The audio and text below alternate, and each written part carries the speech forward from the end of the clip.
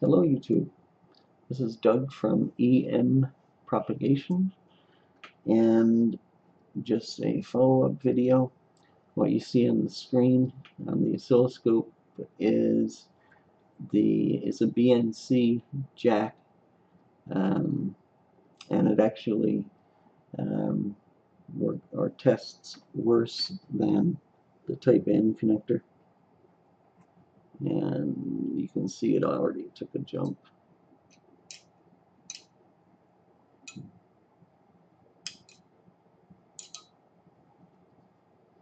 So that's pretty bad.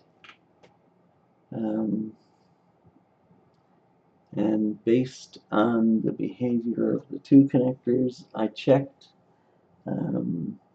I think Dave Jones and I should have a wager as to the actual cause of the problem. I would say connectors, and I'm sure, well, Dave had been talking about multi-layer ceramic capacitors as causing it. Anyhow, just a friendly wager. For those that are looking at this, bear in mind that if you're doing something low level with regards to sensors or whatever,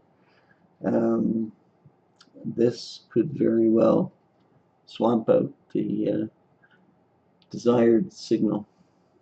And that's about it.